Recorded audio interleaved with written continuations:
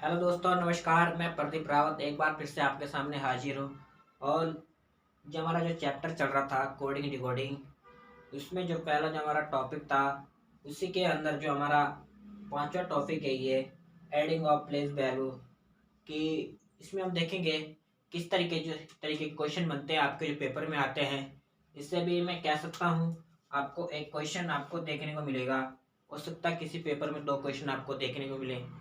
आपको जानना होगा कि किस तरीके से इसमें जो है क्वेश्चन आपको जो है देखने को ये पेपर में मिलते हैं। आप समझने की कोशिश करिए। बिल्कुल आसान सी चीज़ है दोस्तों। हम देखें, मैं आपके सामने यहाँ पे दो एग्जांपल ले रहा हूँ। एक मैं दिल्ली का ले रहा हूँ, एक पंजाब का ले रहा हूँ। ये देखें, यहाँ पे हमारा जो डी है ये 4 नंबर पर है, ये 5 पर है, ये मेरा 12 पर है, ये 8 पर है, ये 9 पर है। मैं इसे ऐड करूँगा, यानी इस तरीके से मैं इसे ऐड करूँगा। आप देखें यहाँ पे 9 और 9 18 हो जाएगा। ये सीधा 18 और 12 मेरा हो जाएगा सीधा 30, और ये 8 हो जाएगा मेरा 38। इस तरीके से दोस्तों करते हैं, इस तरीके से इसमें क्वेश्चन बनते हैं। ये जो टॉपिक आपका एडिंग ऑफ प्लेस वैल्यू, आप अच्छी तरीके से समझें, क्योंकि यहाँ से जो आपको जो है अभी जो पेपर है आपके आगे ग्रुप डी हो गया, एसएससी सीजीएल हो गया, कोई सा भी एग्जाम हो गया, उसमें आपको यहाँ से क्वेश्चन देखने को 100% मिलेगा दोस्तों। इसी तरीके से यहाँ पे देखें, ये 16 पर हो गया, 21 पर हो गया, ये 14 पर हो गया, ये 10 पर हो गया, 1 पर हो गया, 2 पर हो गया। ठीक है, तो हम इसको यहाँ पे ऐड करेंगे। किस तरीके से जो यहाँ पे जो है ऐड होगा, आप देखें ये बन जाएगा मेरा सीधा, और इसको एक साथ ऐड करें पहले आप। ठीक है, ठीक है दोस्तों। और ये 3 हो गया, यानी 27 के साथ ये ऐड करते हैं आप, यानी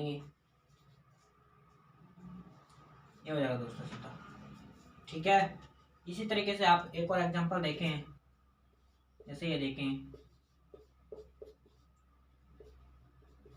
यानी R 18 पर होगा, एक मेरा 1 पर होगा, मेरा 13 पर होगा।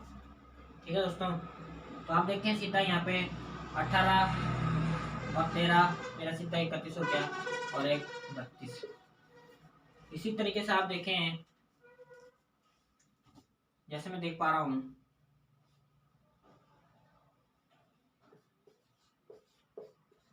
दो 21 और 20, इसको ऐड कर दें आप।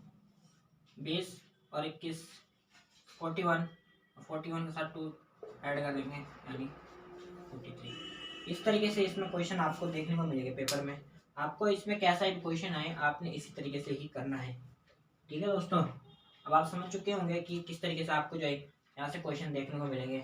अगर आपको समझ में नहीं आया तो फिर मैं एक बार फिर से बता रहा हूँ आपको। जैसे जो है दिया गया आपको एग्जाम्पल, ये इसकी मैंने जो प्लेस वैल्यू के जो नंबर है को मैंने ऐड करा, 38 आ गया।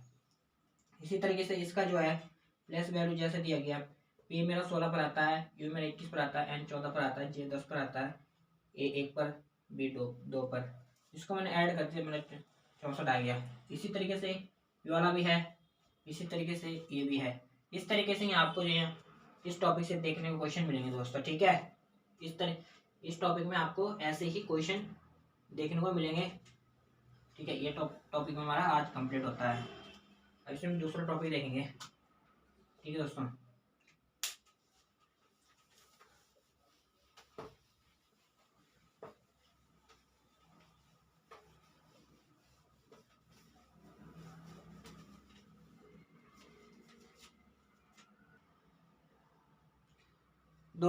थोड़ा लाइट चली गई है, थोड़ा सा आपको जो कम दिखेगा, फिर मैं आपको जो है थोड़ा सा समझा रहा हूँ।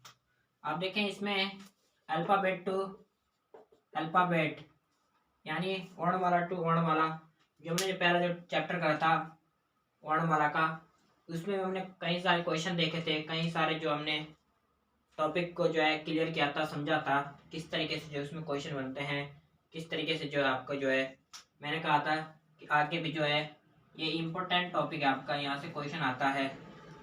मैंने आगे भी कहा था आपको यहाँ से जो हमको क्वेश्चन देखने को मिलेंगे। इस तरीके से दोस्तों आप यहाँ पे देखें इसमें कैसे क्वेश्चन बनते हैं, अल्फाबेट टू अल्फाबेट, जैसे ये हो गया,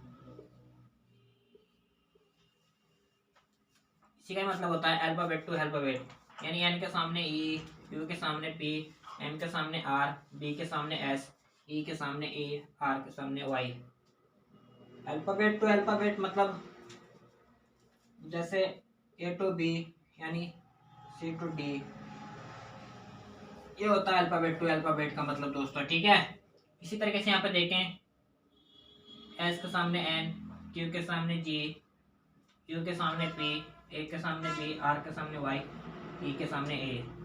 अब इसी तरीके से जो आपको जो है क्वेश्चन पूछेगा वो अगर इस तरीके से जो है ये दो लेटर बन रहे हैं तो क्या ये लेटर किस तरीके से बनेगा, तो हमको देखना पड़ेगा कि हम के सामने कौन सा लेटर आ रहा है, आर आ रहा तो हम आर को लिखेंगे।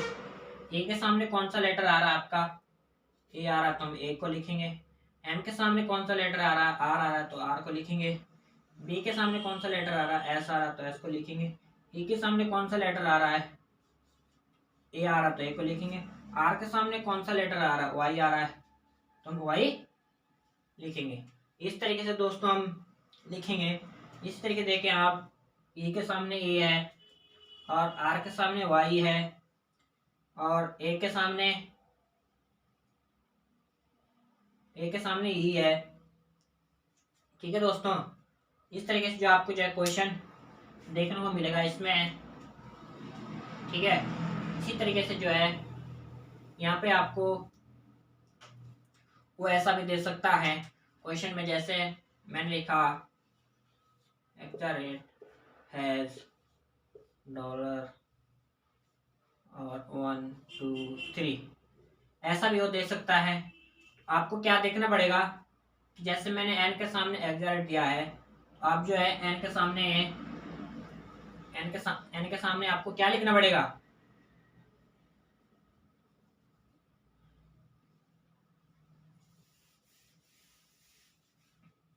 जैसा वो पूछेगा कि आपका जो है अगर ये वाला लेटर इस तरीके से बन रहा है तो अगले ये लेटर किस तरीके से बनेंगे। दोस्तों लाइट आ गई है,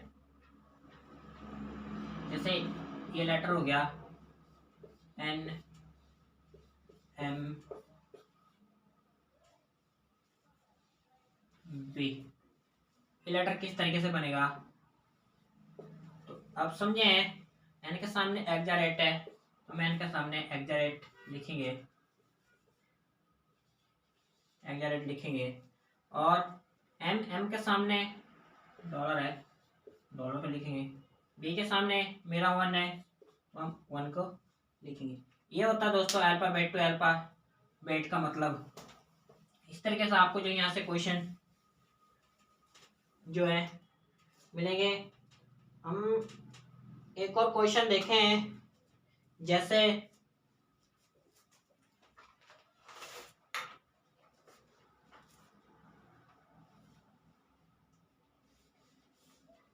आप जो है यहाँ पे क्वेश्चन देखें,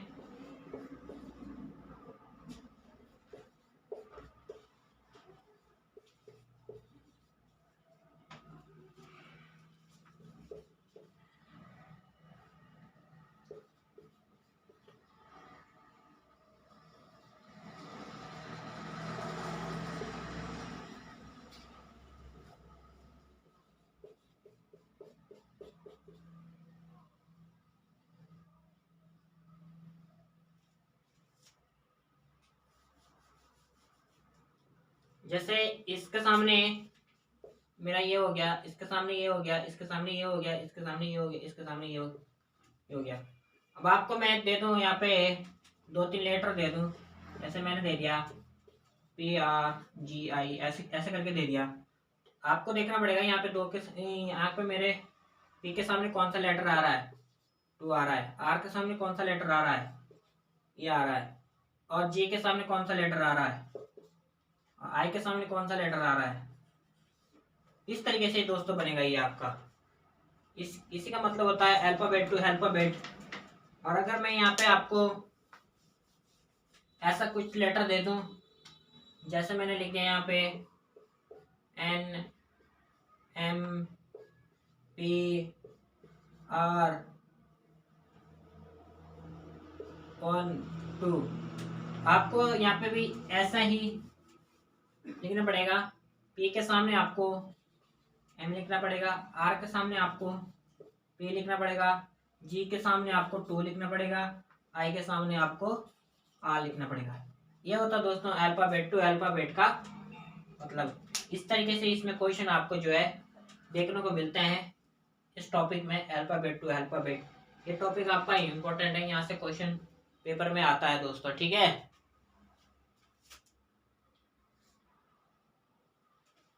तो दोस्तों इसमें एक और टॉपिक था आपका रीनेमिंग। इसमें आप समझें किस तरीके से इसमें क्वेश्चन आते हैं आपके रीनेमिंग के। आपको बहुत सारे नाम दिए रहेंगे कि जैसे आपको दिया रहेगा कि मैं यहाँ पे जैसे मैंने क्वेश्चन लिखा कि ग्रीन को अगर वाइट कहते हैं तो वाइट को येलो कहा जाता है, येलो को क्या कहा जाता है, ब्लू कहा जाता है। तो मिल्क का रंग यानी दूध का रंग कैसा होगा, ठीक है।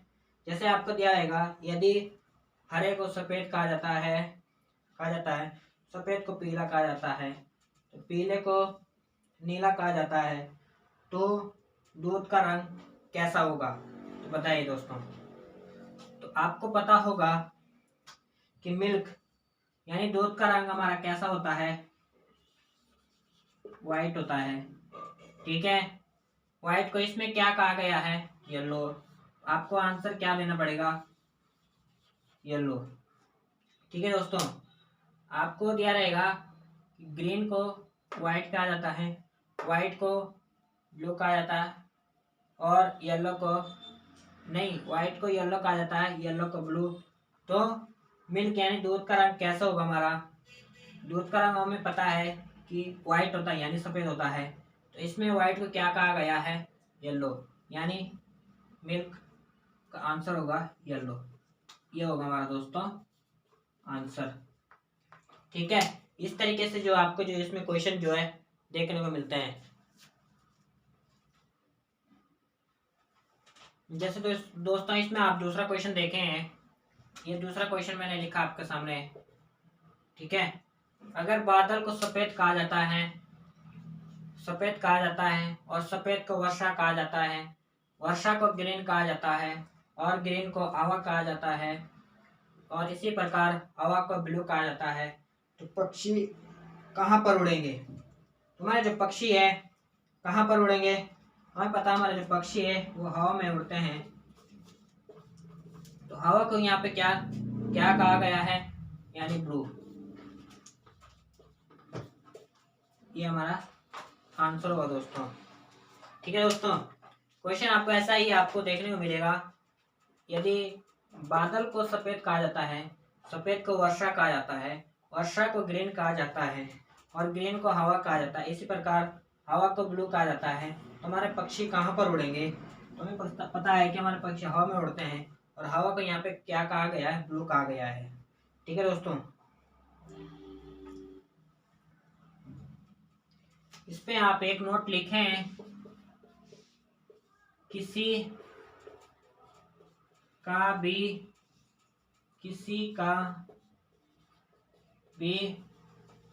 आंसर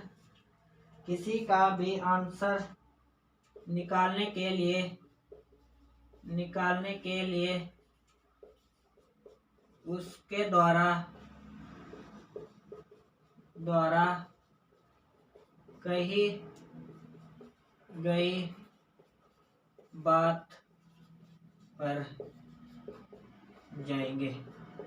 ये नोट लिखे दोस्तों, किसी का भी आंसर निकालने के लिए उसके द्वारा कही गई बात पर जाएंगे। ये आप नोट लिखें।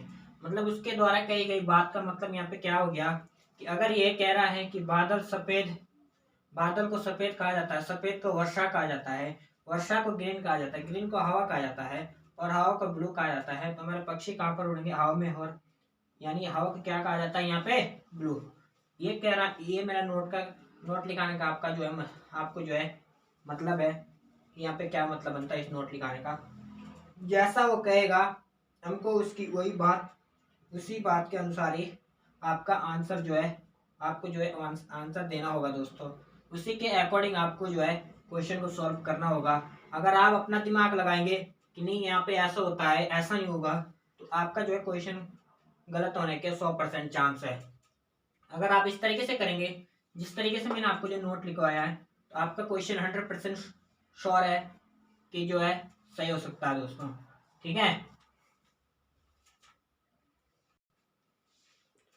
तो दोस्तों आप जो है, हमने जो इसमें काफ़ी कुछ सीख लिया है।